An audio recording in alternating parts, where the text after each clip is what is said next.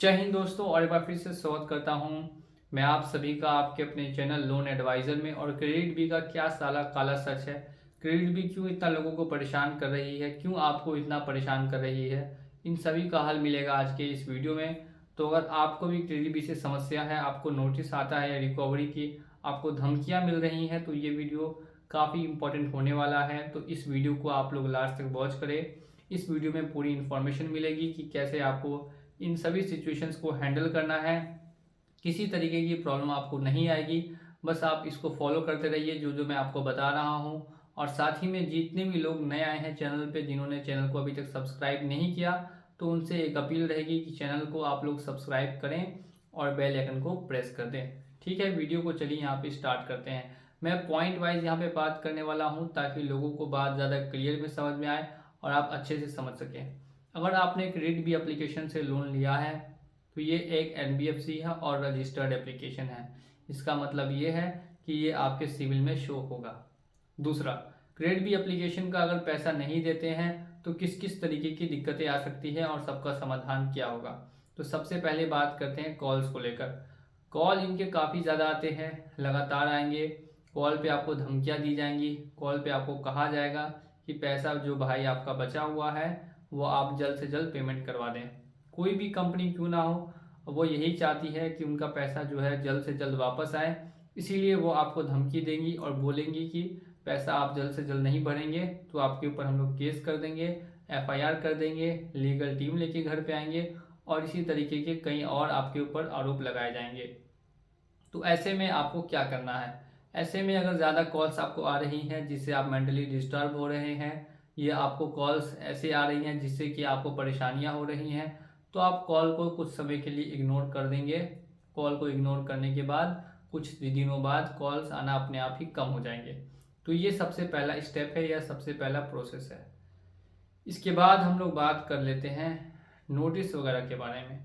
Notice और WhatsApp message, notice और WhatsApp message दोनों आते हैं जिस पे आपको बार बार धमकी दी जाती है, बताया जाता है कि लोन पेमेंट ना करने पे आपके ऊपर जल्द से जल्द कार्रवाई करेंगे। और ऐसे कुछ रिकॉर्डिंग्स भेजी जाएंगी जिनसे आपको काफ़ी डर लगेगा, क्या ये सच में होगा, क्या एफआईआर सच में होगी, क्या 420 का केस आपके ऊपर होगा, जो लीगल नोटिस आए हैं तो इससे क्या आपके ऊपर में केस हो सकता है। और ऐसे कई आपके मन में सवाल उठ रहे होंगे।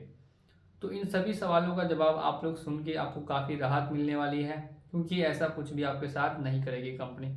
अब क्यों नहीं करेगी, इसके पीछे का क्या कारण है।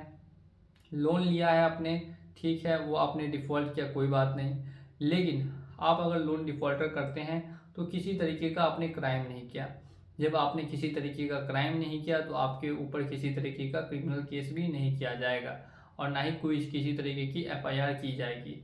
और साथ में बात करते हैं कि कोर्ट में केस, तो कोर्ट में केस ये नहीं करेंगे। अगर कोर्ट में केस करते हैं तो लाखों लोग इनके डिफ़ॉल्टर्स हैं, लाखों केस करने होंगे, सभी के सभी पेंडिंग में चले जाएंगे। 15 साल तक का, 20 साल तक का समय लगेगा जो केस है उनको सॉल्व होने में, फैसला आने में। तो इतने केसेस वो एक बार में हैंडल नहीं कर पाएंगे। इसी वजह से किसी भी डिफ़ॉल्टर पे इतनी आसानी से केस ये लोग नहीं करते, या फिर मैं बताऊँ तो नहीं ही करते हैं। कोई भी अभी तक ऐसा केस नहीं आया जिसमें कि इन्होंने डिफ़ॉल्टर्स पे कोई केस किया हो। ठीक है, अब हम लोग बात कर लेते हैं तीसरी, जिससे लोग काफ़ी डरे रहते, सहमे रहते हैं और कमेंट्स करते हैं कि रिकवरी एजेंट सर हमारे घर आने की धमकी दे रहे हैं, क्या रिकवरी एजेंट्स हमारे घर सच में आ जाएंगे, अगर रिकवरी एजेंट्स घर आ जाएंगे तो हम लोग उनको कैसे हैंडल करेंगे। ऐसे कई सवाल लोग मुझसे हमेशा पूछते हैं। तो ऐसे में आपको क्या करना है, किन किन बातों का ध्यान रखना है, ख्याल रखना है, वो आप लोग ध्यान से सुनिए। सबसे पहली बात तो रिकवरी एजेंट के पास डीआरएल लाइसेंस होना चाहिए, पूरा प्रॉपर आईडी कार्ड होना चाहिए, ऑथोराइजेशन लेटर होना चाहिए, क्या वो सच में आते हैं। तो अगर आपका गांव कहीं विलेज में है, घर अगर कहीं विलेज में है, गांव साइड में रहते हैं, तो वहाँ रिकवरी एजेंट्स नहीं पहुँचते। अगर मेट्रो सिटी है, सिटी 1, टायर 1, टायर 2 सिटी है, तो वहाँ हो सकता है कि सिटी वगैरह में पहुँच जाएंगे, लेकिन गांव वगैरह में ये नहीं आते। तो इसके लिए आप निश्चिंत ही रहिए। ठीक है, अब नेक्स्ट बात कर लेते हैं रिकवरी एजेंट्स अगर घर आ जाते हैं, तो मैंने बता दिया कि उनसे डीआरएल लाइसेंस, पूरा उनका नोटिस का आईडी कार्ड और साथ ही में एक ऑथराइजेशन लेटर आप मांगेंगे। अगर वो दिखा पाते हैं तो ठीक है, आप उनसे बात करें, अगर नहीं दिखा पाते तो फिर आपको बातें नहीं करनी। और इसी तरीके से आपने नोटिस, रिकवरी एजेंट और कॉल, तीनों के बारे में समझ लिया। ये सारे हथकंडे अपनाती है कंपनी आपसे लोन का वापसी कराने के लिए।